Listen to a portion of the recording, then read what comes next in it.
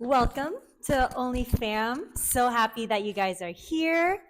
I'm really excited. This is the first official episode, and I have somebody that I super duper admire, and I call her the mitochondria because that's exactly what she is to me. Mitochondria, a powerhouse. This is Diane Dayoung.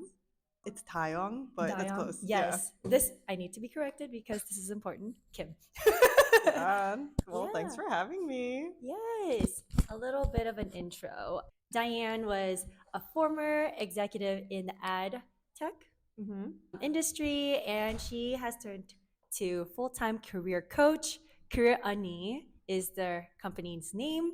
And I'm really excited to have a conversation with her about what she has been working on. I think it would be blah, blah, blah. It would be super useful to a lot of people. So with that, I welcome Diane. Yeah, thank you. I'm really excited to be here.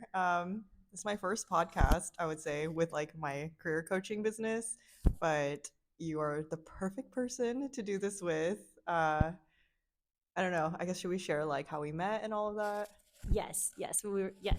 Would you like to? You can. Yeah.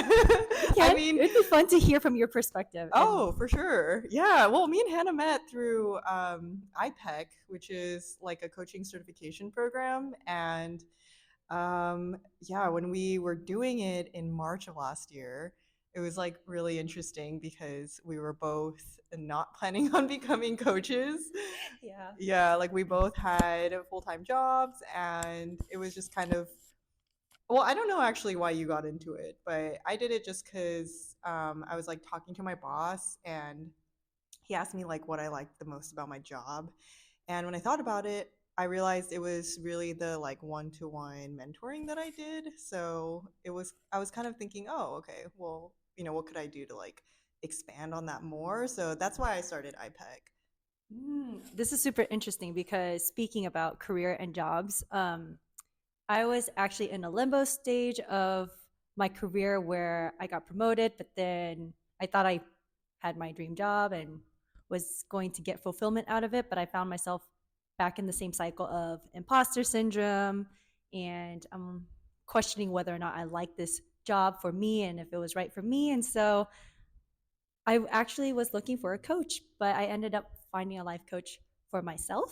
And after going through and committing to that journey, it had led me to IPEC because I wanted to understand more about what coaching was all about because it was super impactful to me.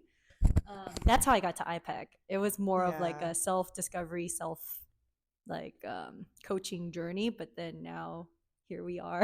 Actually. Okay, so I guess like with that context, like was there a part of you when you did IPEC where you were like, oh, maybe I want to be a coach? Or... There was a part of me that did because I had such a great experience with my own coach that I'm like, oh my God, you can help people with this shit.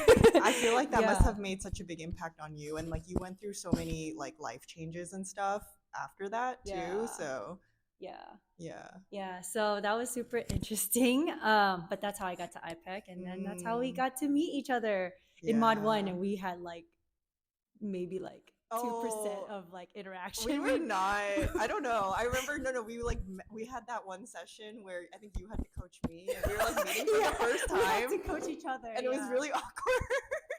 I'm like, how can I help you? You're like, to be honest with you, if I were you, I have no idea. I started to panic.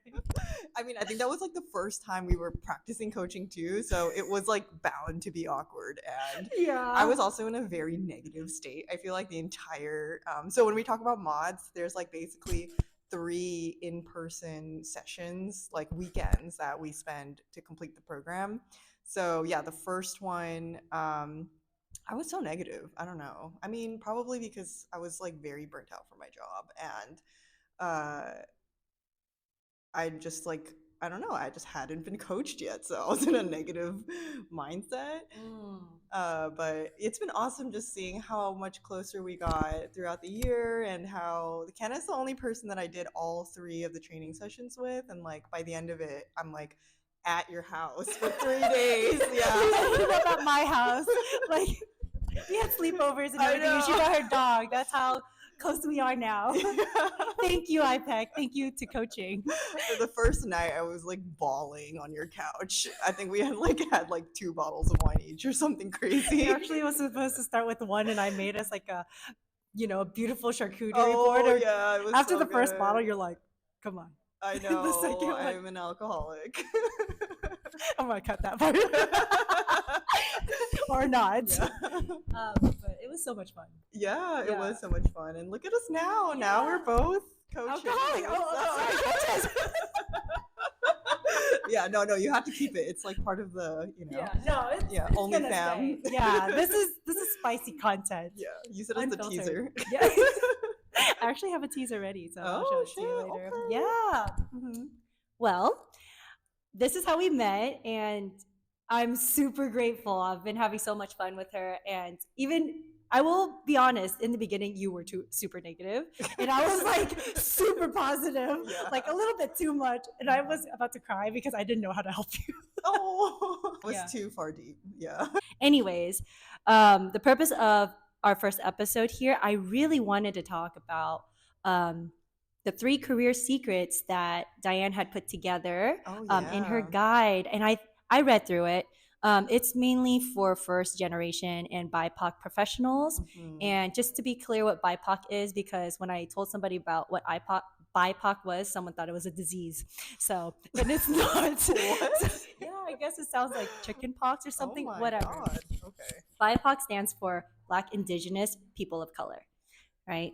Correct me where I no, that's absolutely correct. Okay, not disease. And so what she had shared in her guide was super, super insightful. And I wish I had knew about this because I'm a 1.5 generation immigrant. I came over to America when I was 4, but that's a side note. I just wish that I had this guide to even look at for us BIPOC or first generation, second generation professionals to thrive and even survive in the corporate world.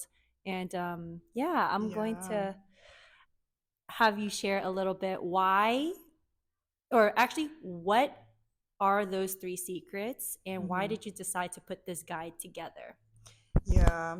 I would say, like, just to zoom out a little bit, the reason why I started Career Unnie, which actually translates to older sister in Korean, is when I decided to go into coaching full time, like an important part of that decision was I don't want to just switch into another job, because at that time I was like feeling so burnt out from my full-time job, and a lot of it was not necessarily because I was in a really toxic workplace. I would say it was just realizing, and then I think like going through the coaching process through IPEC, me also becoming more conscious of like my values and my purpose, and realizing advertising is really not that for me. Like, I have 0 passion for advertising. Like, I actually think it's evil, like, okay, that's like kind of extreme, but like only exclusive content that you're here for. Yeah, and I mean, this is just like an example of how unfiltered I am normally. So like, imagine this is where it's at, you guys. Yeah, unfiltered content. Me being an exec, being this unfiltered and like anti-capitalist at an advertising job was just so confusing for me. And so when I switched into like running my own coaching business, I really wanted it to be something where I was finally doing something that's like aligned to something I really care about, something I like stand behind. And I was thinking about my career, and honestly, I would say like the thing I'm most passionate about, and the thing that I've done like at a lot of my jobs, is like starting the BIPOC ERG. It's like becoming really good friends with all the other BIPOC folks that like I'm working with, and like I'm very heavy on social justice. And so like, and I would say like a lot of my experience also just like getting promoted and becoming like a director, VP, was also realizing, oh wow, like I'm surrounded by white male spaces, and it's really hard, and it was really like lonely, and I was like really depressed at times, and I didn't know why I felt so bad. So like a big part of my coaching is really trying to help other people who are in that situation. And so this brings us back to like the guide. And I feel like the guide is just like the start, I would say, of like my general like hope that I can give more resources to people of like things that I wish I had. And one of them is like, what's like the real secret, right, to like moving up in your career that nobody really tells you if you come from like, if you have like immigrant parents or like parents who didn't go through like the traditional workplace. um but yeah, that's like the core of like why I decided to put it together. Yeah. Thank you so much for sharing that. I really love this. You said so many things that I had so many questions for. I can relate a lot to your story, also coming from a very nonlinear career path. I also entered into sales, tech sales to be very specific, because honestly, I didn't really know what else to do except that I needed to make money to survive. And I thought, maybe tech was challenging enough for me, and I get bored really easily. So I was like, maybe this is my kind of space. And because I could just talk to anybody, then sales makes sense.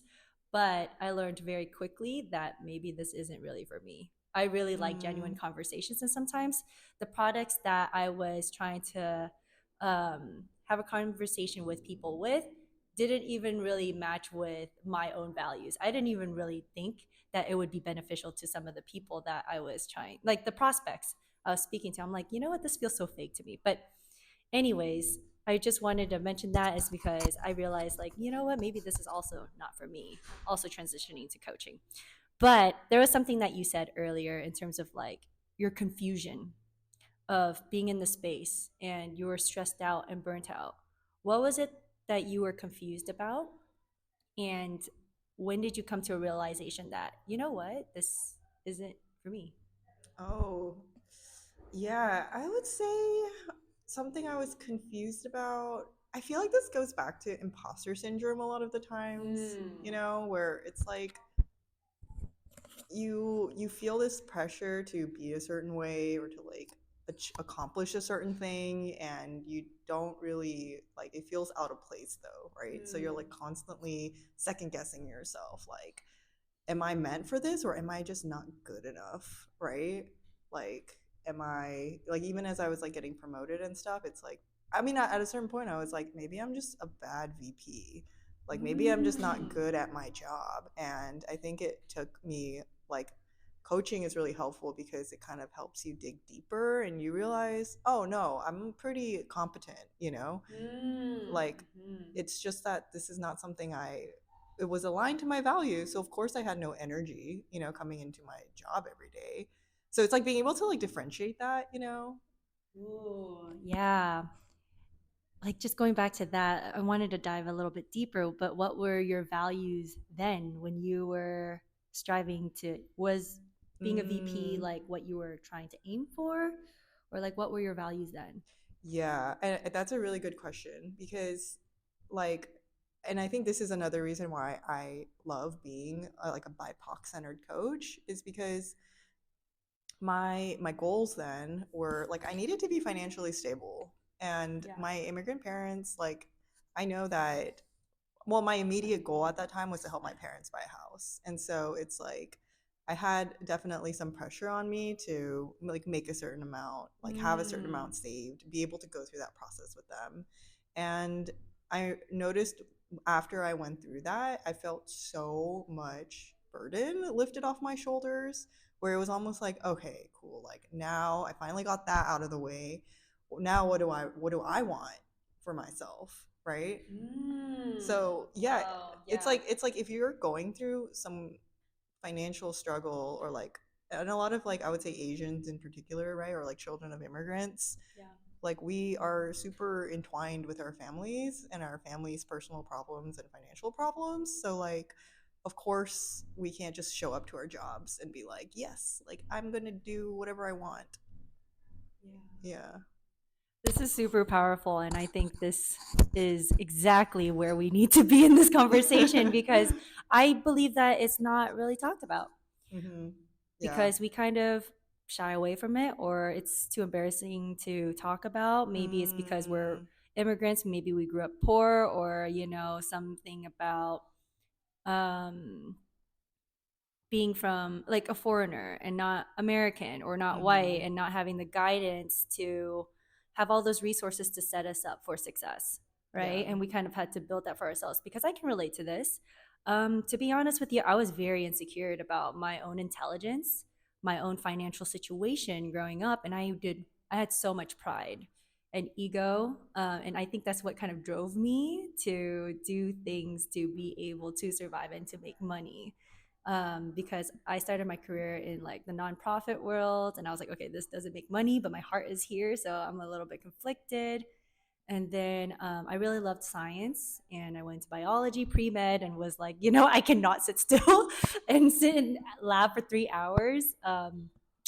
Yeah, so I went to into a physical therapy route.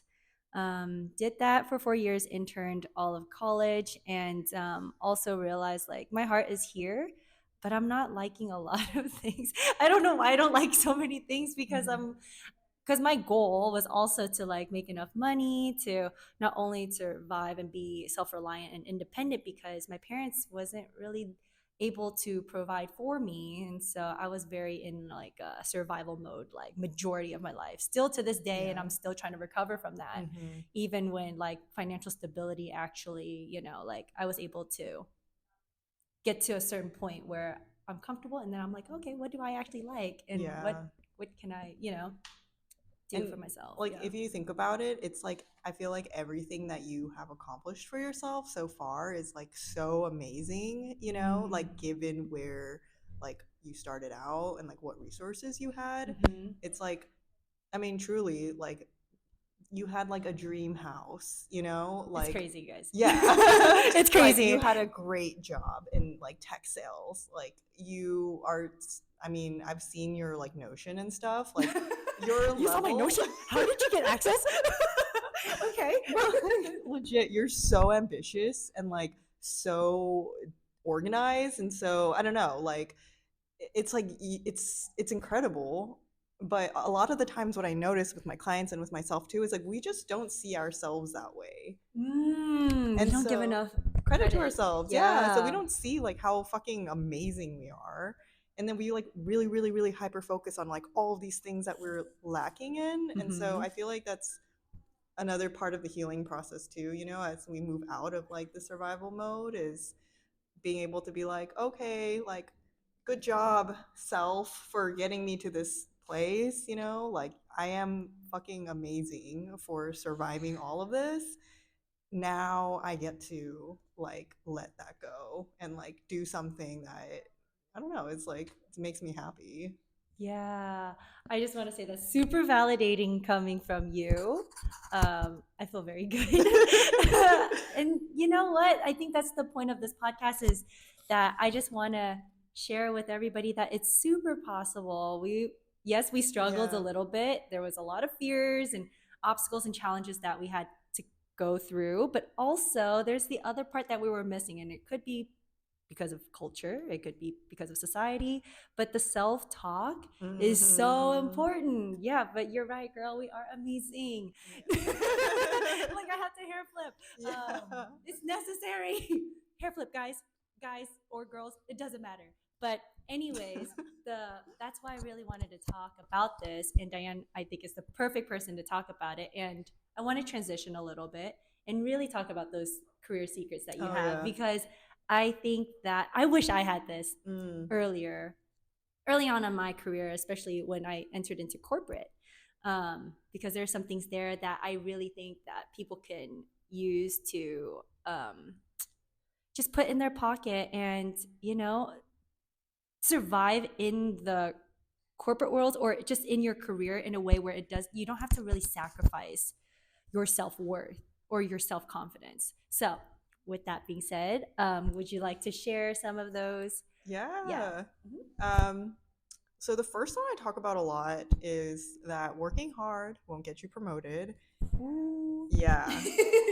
And that one is, I would say it's hard for me to even sort of like rewire myself because we're so used to like overworking, honestly, because of the way that we're raised a lot of times from our parents, and just if you're like high achieving, right, you're basically trying to work as hard as you can until like your limit is reached, right? Until you experience exhaustion or fatigue, and it's like only at that point where you're like, okay, I did my very best. And of course, there's like something really beautiful to that, but also like in a corporate setting, I would say that can actually like over time that will actually like what's the word? Take you back in your career. Like it's not going to help you move forward. Yes, yes, yes. Yeah. I mean, and the reason for that is because you work so hard that you don't have time to like think about your career. And I get this with my coaching clients all the time too, where like I have clients who honestly like even just skip out on our sessions because they're too busy, right? Like they're too busy completing all the tasks on their to-do list, and it's like you can't carve out 1 hour every 2 weeks to For like yourself. for yourself, Yes. exactly, to like take a step back and be like, do I need to be like doing all of this work? Like, does it make sense? Did I create the right timelines between me and my manager? Um, like what? And you know, another thing about working hard is when you tell someone that you can do something that's supposed to take like, let's say, 2 weeks, right? And you're like, no, I can get that to you in like 3 days.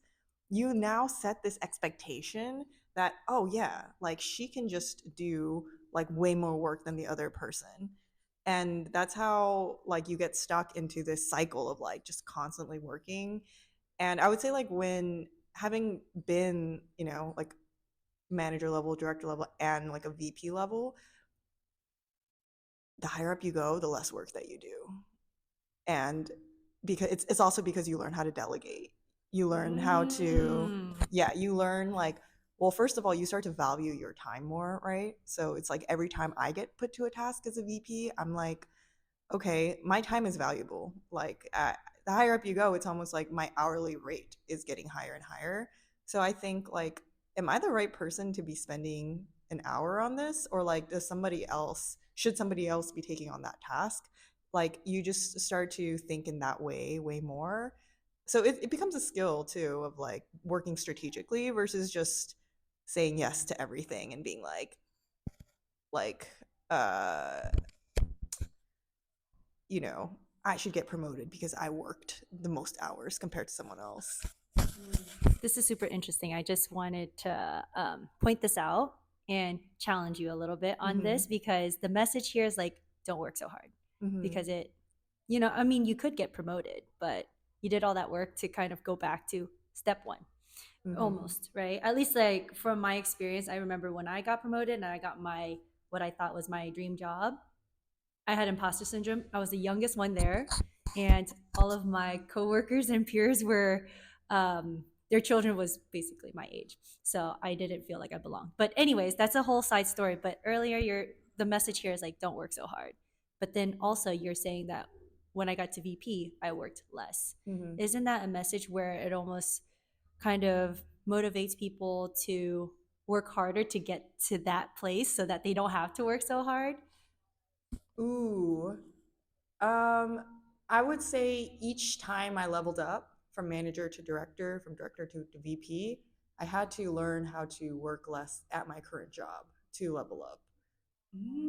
Okay. Yeah. So Okay. I would say, and the reason is obviously like not like if you just stop working, like that's not gonna work. Yeah.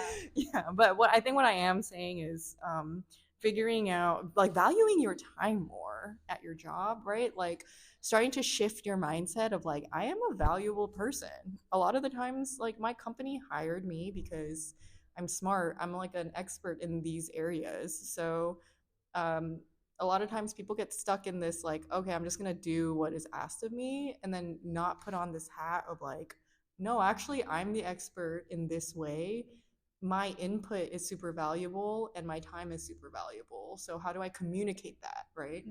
So a lot of the times that's what translates into like you not doing as much busy work.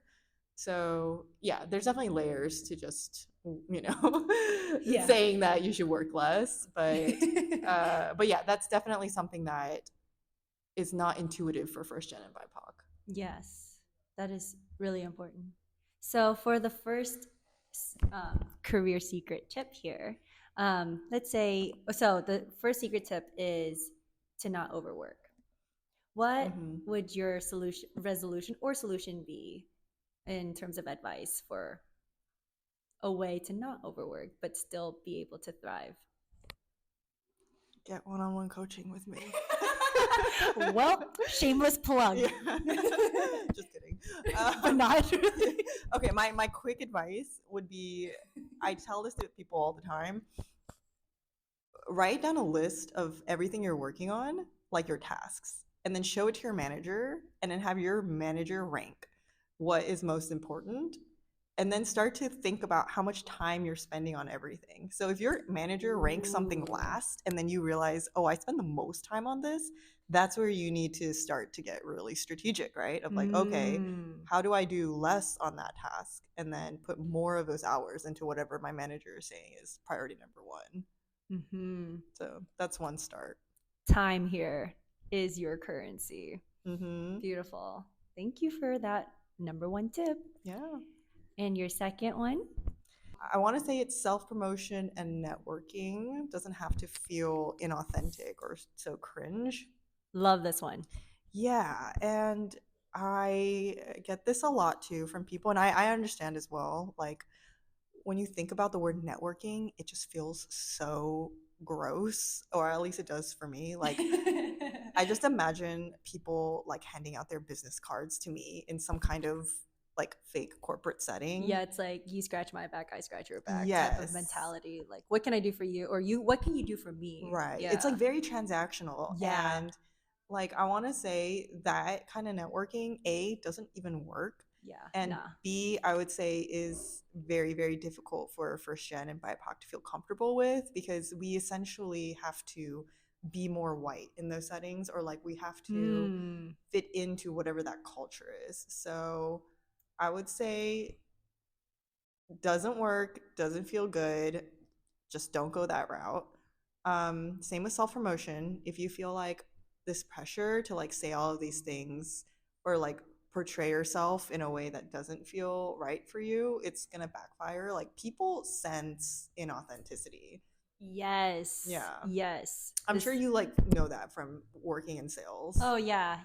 And I think it's also just like my personality too. My entire body cringes and just resists. Yeah. I just feel not great whenever I know a conversation is going in a way where I know it's not authentic. Yeah. And it's bullshit. Yeah. Just because we're trying to get, it's transactional. And that's why I had such a hard time in my job. Yeah. But yes, but people really censored that. And I was in my work, I worked specifically in sales development. So I was prospecting a lot. I was outbounding a lot. So I'm talking to people that don't really want to talk to me. And people can tell when they're like, oh, what does she want? And I know that in their tone. And so I had to be very strategic, because here's the thing, time is so important. 5 seconds for me to engage them in a way where it's like, look, you can trust me. This is a safe space. How am I going to do that? But in those 5 seconds, people can tell if like you're not really like authentic, or like actually have genuine curiosity to actually want to talk to them. You probably want something from them. So this is super important. And I networking is very difficult. I'm not even going to sugarcoat that. But I think like some of the secrets here that I can contribute to it that I found had worked for me is genuine curiosity. And I think that's where it starts. Totally. And then actually wanting to know more, wanting to learn. I think people can really sense that genuine and authentic intentions that you have. Yeah. And I feel like when we talk about genuine curiosity, it's like a lot of times the genuine curiosity stuff is not the cookie cutter questions. Yes. It's like having the bravery to just be like, ask a human question to them. Humanize it. Yes. That's so beautiful. Yeah. Like, sometimes even when I like talk to someone who, like, this is such a random example, but like who just like gave birth, right? She's like a mom now. And I will be, because this is coming from a genuine place, I'm like, wow, you just your body just produced life. Like, how do you Wow. like, whoa, like how do you feel right now? Like Yeah. like it's a crazy thing. Like we act like pregnancy is like so like every day, but like for that person, I don't know, like I'm just fascinated with I actually fear pregnancy for myself, so yeah, this is totally. just me personally. Yeah. I mean, it's not even like I'm like super excited for like necessarily. I'm just like I don't know. Yeah, and I every time I like approach someone with that, they always laugh, right? Because it's like what the that's such a weird thing to say, but I would say like it's even moments like that where you can have a more connection with someone because you're just expressing yourself genuinely, even if you think it's weird or even if they think it's weird. It's actually like people like weird people, you know? Stay weird. Yeah, stay Stay weird. weird. That's Totally. where authenticity comes from. Like Mhm. people trust you more when you're just yourself, organic, Yes. non-fed, non-GMO, And there's so many cage different free. See, weird, right? I like checked out for a second and I was like, wait, what is she saying? And that's why we're yeah, friends. I know.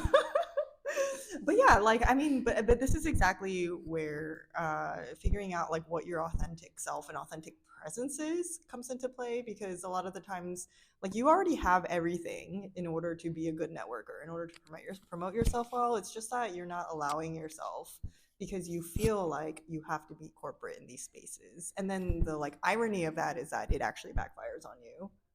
I love when you said just not allowing yourself.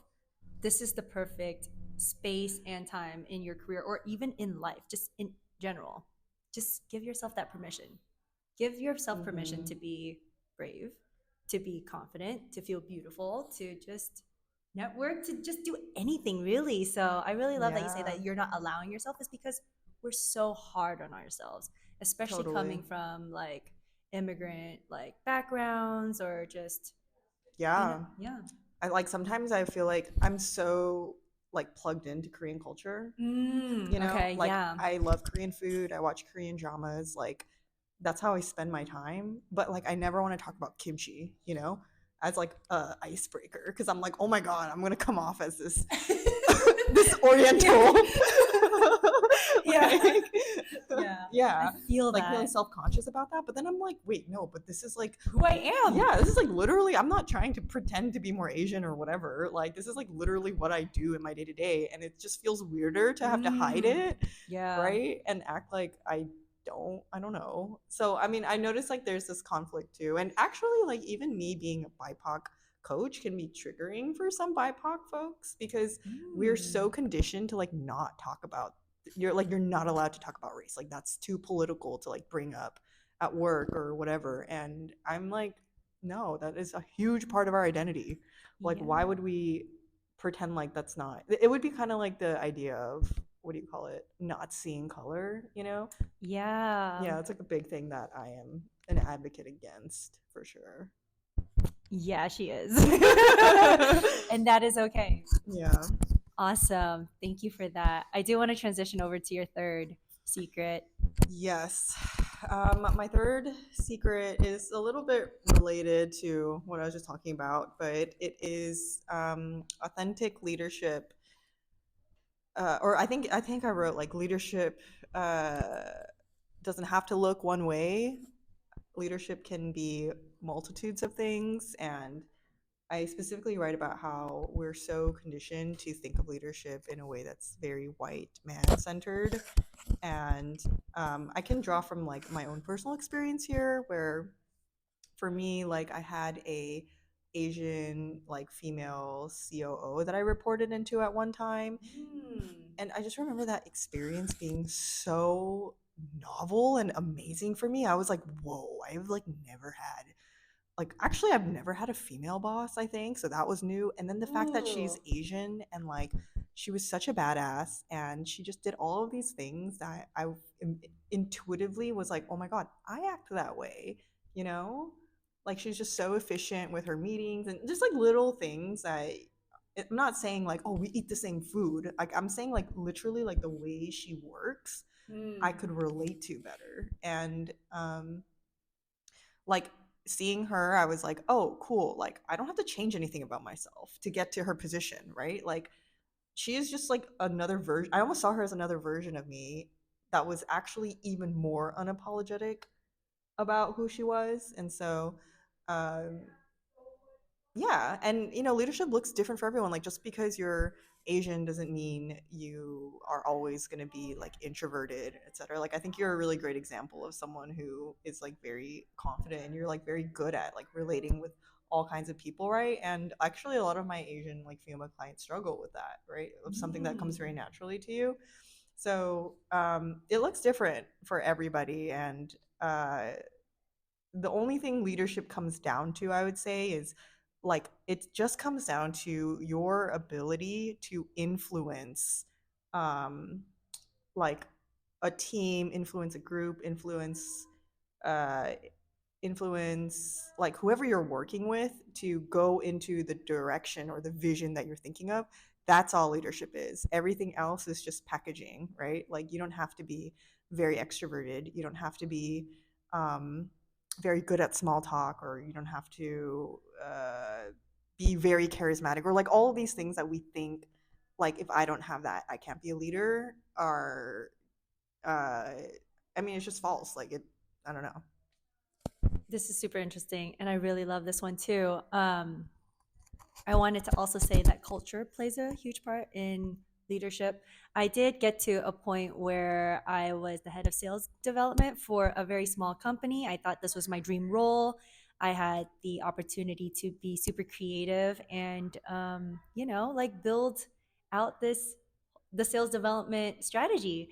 And I was really excited. And I didn't realize one meeting with my entire sales org that I was the only girl and I was the only Asian person too. And I actually took a screenshot of this of the Zoom meeting. There was like 10 of us and they were all white and they were all guys. And it was totally a bro culture that I realized that wasn't even aware of, that I was assimilating to.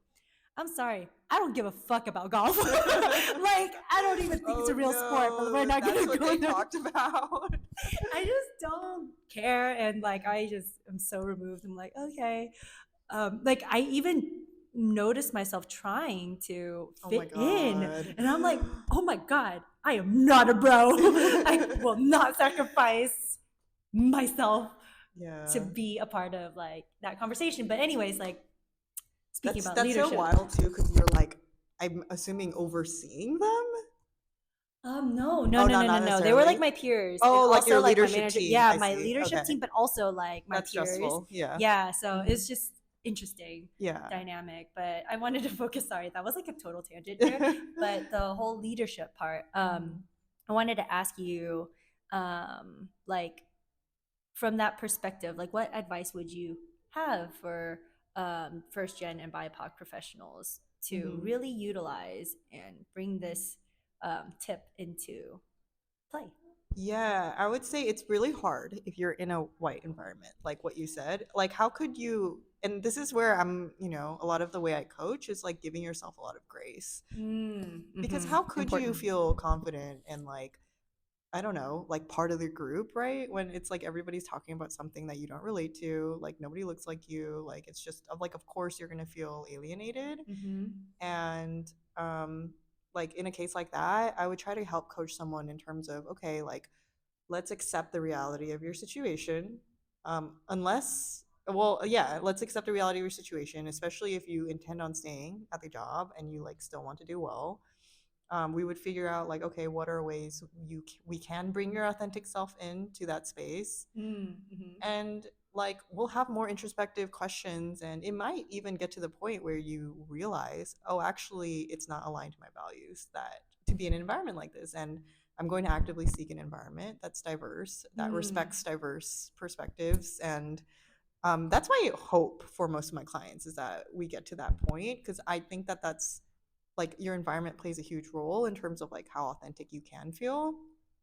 And even the company's values. Exactly. And if you're at a really toxic company where it's like being your authentic self would be some kind of huge blowback to you, then like don't be your authentic self, right? Like I actively coach people on, okay, well, like let's prioritize your safety, and try to figure out an exit plan for you, because there's no way you're going to last that long if you have to like put on this like super fake mask every single day at work. So yeah, so those are a couple of my tips. And then my other tip would be, when it comes to authentic leadership, just think about the people you gravitate towards. Like if there's leaders where you're like, ugh, like I don't like this, right?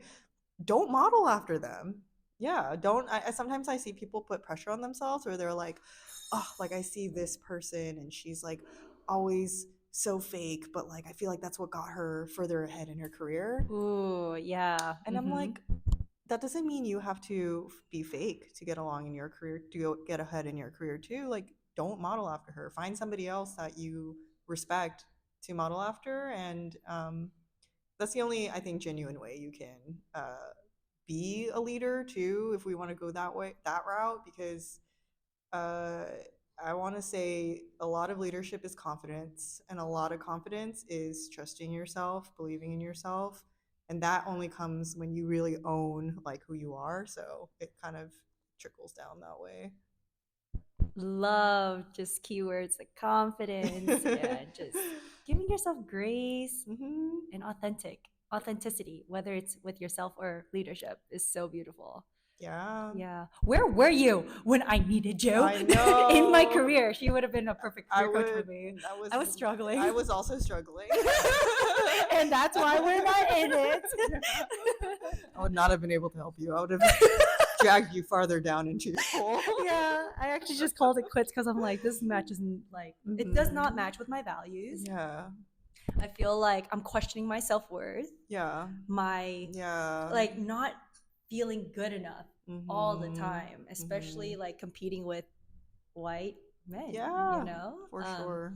Yeah. So, anyways, I think the culture matters, the values matter, but I think that comes from you first.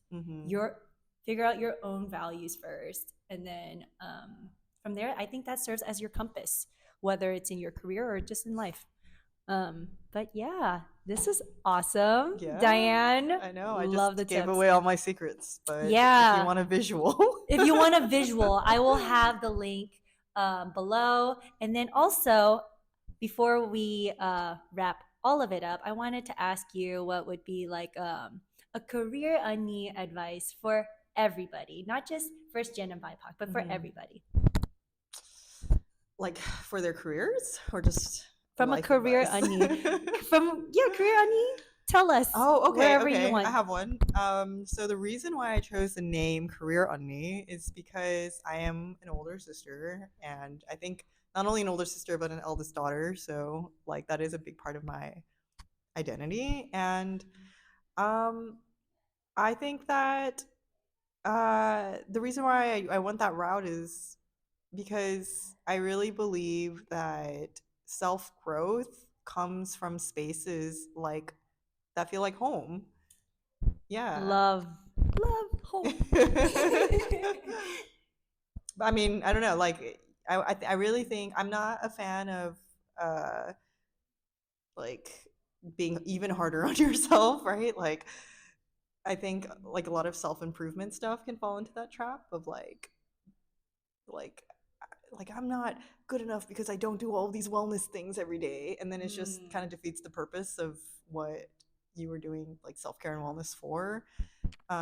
So yeah, like I really think that genuine transformation happens when you feel comfortable and safe and seen, and that's why I think I like prioritize that in my coaching.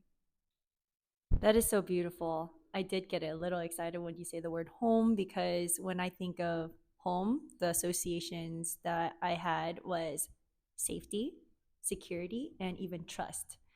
So I have all of that with Diane as a career Unnie, even like a big sister. But also I think it's really important that you have that for yourself first, and the whole self-care message is super powerful. Oh yeah, so definitely. Yeah, thank you for that, Diane. And as we wrap up, Diane Dayoung Kim. Yes. Sorry, no, you got it right. Yeah. Yes. Okay. Well, Diane, where could we find you if we have some career advice or just want to connect because you're so awesome, because you're a mitochondria? You can find me on my website, which is www.diane, D-I-A-N-E, Day, D-A-Y, Kim, @gmail.com. Or sorry. Oh my god. That's her email. That's my email. Well, that's also my email if you want to email me. But my website is dianedaykim.com. Okay. And you can also find me on LinkedIn. That's where I post most of my content. Her content Yay. is fire, guys. Check it out. And I think that's it. Yeah. Thanks for having me. This was fun. Yeah, thank you, Diane. I hope that this will be very beneficial and helpful to you guys. We would love feedback. This is our first podcast that we're doing. Yeah. So we would love to hear how we can improve, or if there's further questions on the topics that we had talked about today. Please, you have her email because she has shared it. So just send it all to her. I'll grab it from her later. And subscribe to OnlyPham. Subscribe to OnlyFam. I forgot to promote myself. Yes, please do. There's going to be more content with also other authentic and awesome people. So yeah, thank you, Diane. And we're so happy to have you on OnlyFam. I feel honored to be your first guest. Yay! I feel honored that you're my first guest. So thank you for your time. Yeah, of course. All right, guys. Career Unnie. Follow her. Links and everything is here. Somewhere. Yeah, somewhere. I'm going to put the links there. Bye. Bye.